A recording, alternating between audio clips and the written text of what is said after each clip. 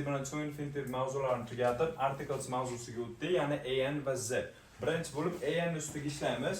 Xo'p, an ni o'zi bizada one so'zidan olingan bo'lib, bitta ma'nosini anglatadi. Bu o'zini an ni eng ko'p ishlatiladigan va ma'nosi chiqadigan holat hisoblanadi. Aytaylik, a boy, a girl, an apple, an umbrella va hokazo hokazo. Bitta bola, bitta qiz, bitta olma, bitta soyabon va hokazo hokazo ketaverar ekan. Ishlatilishiga keladigan bo'lsa, biz mana bu nounga qaraysizlar, ya'ni an qo'ymoqchi bo'lgan nounlarni boshiga harfiga qaraysizlar. Agar undosh bo'ladigan bo'lsa, qo'yamiz. Agarda unli bo'ladigan bo'lsa, n qo'yar ekanmiz. Bu endi hammaga ma'lum.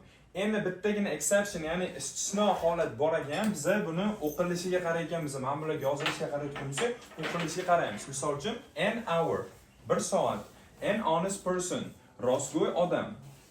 A university, bitta universitet, a European country, bitta Yevropa mamlakati. Bu narsalarga e'tibor qaratgan bo'lsanglar, x turibdi, to'g'rimi? Kallan ishlatsa, x ni oldidan nimaga n tushyapti, bo'lmaydi desanglar, buni o'qilishi hour bo'lib eshitilyapti. An hour, 1 soat bo'lyapti. Ya'ni boshlanishida bizda a eshitilgani uchun ham n qo'ydik. Keyingisiga an honest person. Ya'ni to'g'ri so'zlaydigan odamga honest demayapmiz, honest eshitilgani uchun yana n qo'ydik. Bularda bo'lsa, university bo'lsa, aytayotgan gapimiz bizga o'qilishida university eshitilgani uchun university bo'lar ekan. Buning ichida ham a European country bo'lsa, ya'ni bizda Yevropa bo'lib eshitilgani uchun bunisi ham qo'yilar ekan. Bunga ham bir ikkita so'zlar bor, uni qarab o'rganib olasizlar. Keyingisi bizda ikkinchi qoida bo'lyapti. an ni o'zi asosiy z dan farqi z-ni ham ko'rib chiqamiz. Ishlatilishi nimada degan bo'lsanglar, bizning tubimiz qoidasi bor edi. Kimligi va nimaligi oxirida narsa shaxsani turini aytish uchun bizga an ishlatar ekanmiz. Aytaylik, mana he is a teacher.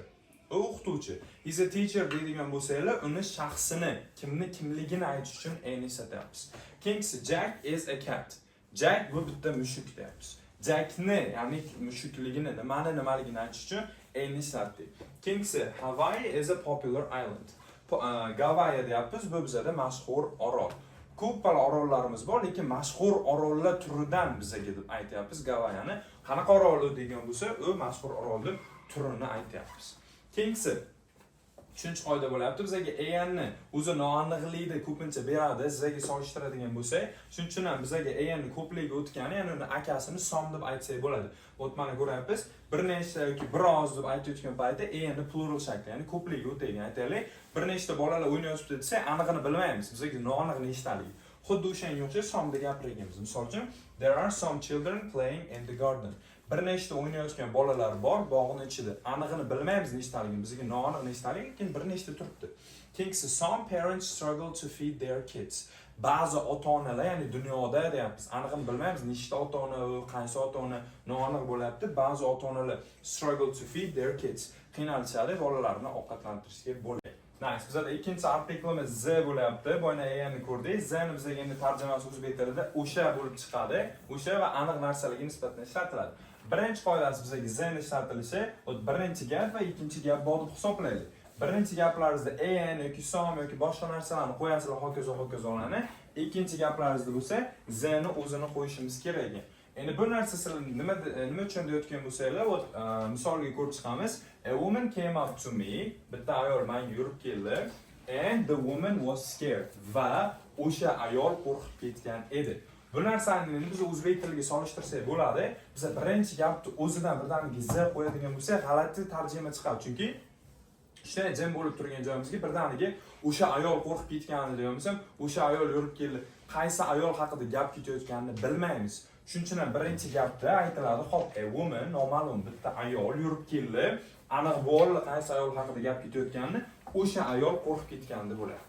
Chunki o'zbek tilida ham birinchi gapda biz o'sha ayol, o'sha mashina, o'sha uy bir narsa deb gapirmaymiz. Chunki bizning oldimizdagi odam bilmaydi qaysiligini. O'sha desanglar qaysi bilmaymiz. Shuning uchun birinchi gapda konsepт berib, ikkinchisida z-ni qo'yar ekanmiz.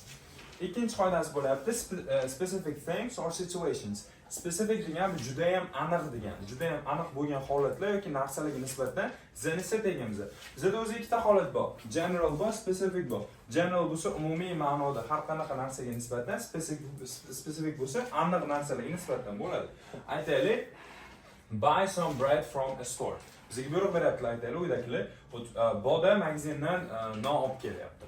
Bu buy some bread from a store. Любой magazindan bor deyapti. Bitta magazindan bor, shuni non olib kelyapti. Bu bilan bizga any store bo'ladi. Har qanaqa store farqi yo'q. Lekin bizda specific zani setsiya qanday chiqayotgan? Buy some bread from the store next to our house bo'lyapti.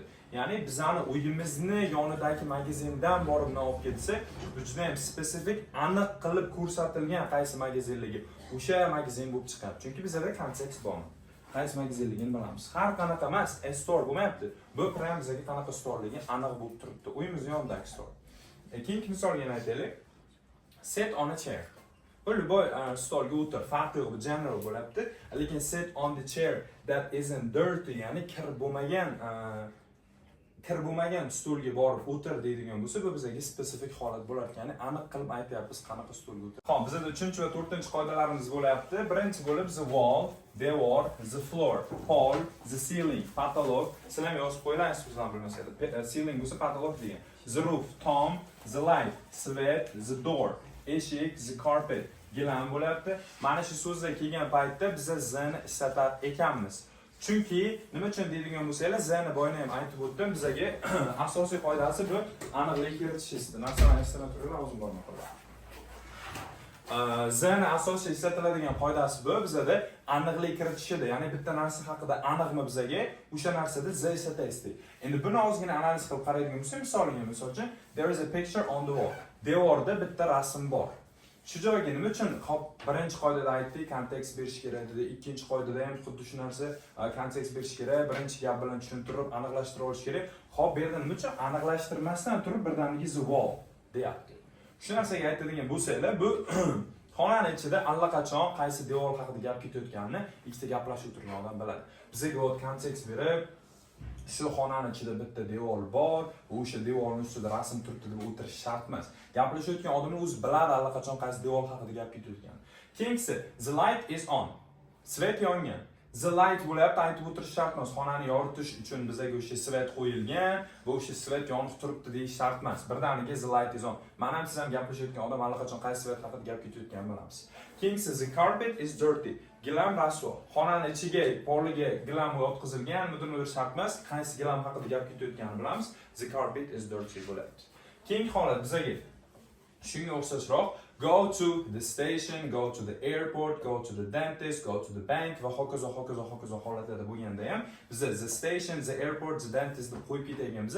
Bu ham xuddi shunga o'xshash holat, faqatgina bu bizga o'sha shaharda aniq bo'lgan holatlarga. Misol uchun stansiya bo'ladigan bo'lsa, katta ehtimol bilan shaharda bitta stansiya bo'ladi. Ya'ni va shaharda odamlar biladi, gaplashayotgan odam qaysi stansiya haqida gap ketayotgan.